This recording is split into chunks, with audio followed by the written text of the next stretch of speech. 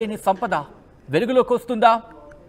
ఉంటే ఇంకా ఎన్ని కోట్ల సంపద ఉండుండొచ్చు, ఇంకా ఎటువంటి విలువైన సంపద ఉండుండొచ్చు. ఇప్పటికే పూరి జగన్నాథుడి క్షేత్రానికి సంబంధించి 46 ఏళ్ల తర్వాత మన గురువారం ఒక గది తెరుచుకుంది. భారీ పెట్టెలు అల్మారాల్లో స్వామివారి ఆభరణాలను అక్కడి నుంచి బయట తీయడం జరిగింది. దానిని స్ట్రాంగ్ రూమ్కి తరలించారు. జస్టిస్ విశ్వనాథ్ రథ్ అధ్యక్షతన 11 మంది సభ్యుల సమక్షంలో నిన్న అంటే 9:51 ప్రాంతంలో రహస్య గదిని తెరవడం జరిగింది గ్యాస్ కట్టర్ల సాయంతో. ఆ తర్వాత సాయంత్రం 6 గంటలకు బయటకు వచ్చారు జస్టిస్ రథ్, అలాగే శ్రీక్షేత్ర పాలనాధికారి అరవింద వచ్చారు. బయటకు వచ్చి మాట్లాడిన సందర్భం రహస్య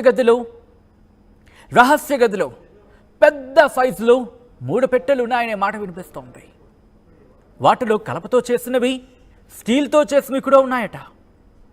దాంతోపాటు 4 భారీ సైజుల్లో అల్మారాలు ఉంటాయి. వాటిలో దాదాపుగా 3 మనకు అందుతున్న సమాచారం ప్రకారం 3 కలపతో చేసినవి, అంటే చెక్కతో కూడినవి అన్నమాట.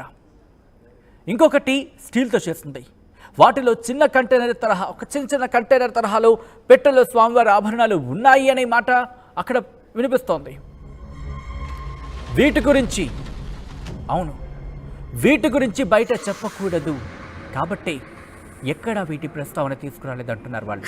ఇన్ఫాక్ట్ నిన్న మాట్లాడుతున్నప్పుడు కూడా ఈ నేపథ్యంలో స్వామి సంపద భద్రంగా ఉందా? ఎక్కడా చెక్కు చెదరలేదా? రహస్య గది నుంచి సొరంగ మార్గం ఇంకా పరిశీలిస్తున్నారా? ఇలా అనేక ప్రశ్నలు.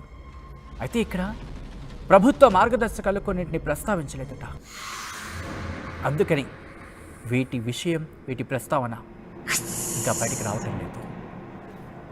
ఇప్పుడు ఈ భాండాగారానికి సంబంధించిన వాళ్ళు మాట్లాడుతున్నప్పుడు కూడా అక్కడ పగుళ్ళున్నాయి అని అన్నారు ఆ భాండాగారానికి సంబంధించి. అందుకని ఆ పగుళ్లకు మరమ్మతులు చేసిన తర్వాత పూర్తి స్థాయి లేజర్ స్కానింగ్ జరుగుతుందా? ఇప్పుడు ఇదే ప్రశ్నలు తలెత్తుతున్నాయి. భాండాగారం మరమ్మతులు, సంపద లెక్కింపు పూర్తయ్యాక అధ్యయన కమిటీ మరోసారి సమావేశం కాబోతోందట. ఆ సమావేశం తర్వాత రహస్య గదులకు సంబంధించి శోధించబోతున్నారా? ప్రభుత్వానికి సిఫారసు చేస్తారా? చేస్తే ప్రభుత్వం ఒప్పుకుంటుందా? ఒప్పుకొని పర్మిషన్ ఇస్తుందా? అప్పుడు మళ్ళీ ఈ ప్రక్రియ మొత్తం మళ్ళీ జరుగుతుందా? అప్పుడు ఇంకెంత సంపద బయటపడుతుంది? అయితే ప్రస్తుతం జరిగిందంతా కూడా వీడియో ఫుటేజ్ తీశారు, దాచారు. ఆ పొందిన లేకపోతే దక్కిన సంపదను స్ట్రాంగ్ రూమ్లో భద్రపరిచారు, సీల్ చేశారు. లోపల పాములు కానీ అటువంటి కీటకాలు కావచ్చు, విష కీటకాలు కూడా ఏమీ లేవంటూ కూడా ఇన్ఫాక్ట్ వాళ్ళు మాట్లాడిన సందర్భాన్ని మనం చూసాం. శ్రీక్షేత్ర రత్న భాండాకారం, రహస్య గదులు, సొరంగ మార్గం. ఇప్పుడు ఇదే చర్చ ఏ ఇద్దరు మాట్లాడుకున్నా జరుగుతోందంటే అతిశయోక్తి కాదు. ఆలయ అర్చకులు, పాలకులు వీళ్ళందరి నుంచి కూడా డిఫరెంట్ వెర్షన్స్ వినిపిస్తున్నాయి, వివిధ రకాల మాటలు వినిపిస్తున్నాయి. ఎందుకంటే రాజుల కాలం నుంచి ఎక్కడెక్కడో అంటే యుద్ధాలు గెలిచినప్పుడు దక్కించుకున్న సొత్తు కావచ్చు, ఆ బంగారం కావచ్చు, వాటిని ఈ సొరంగంలోనే దాచారట. మళ్ళీ ఇప్పుడు ఈ సొరంగం తెరుచుకోబోతోందా? ఇంకా ఈ రత్న భాండాకారంలో సొరంగాలు ఉన్నాయా? ఉంటే ఆ సొరంగాల్లో ఇంకా గదులున్నాయా? ఒక్కొక్క గదిలో ఇంకా సొరంగాలు ఉండుంటాయా? ఇది అంతులేని మిస్టరీగా కంటిన్యూ కాబోతోందా? సొరంగ మార్గంలో, రహస్య గదుల్లో స్వామివారి సంపద ఉంది అంటూ కూడా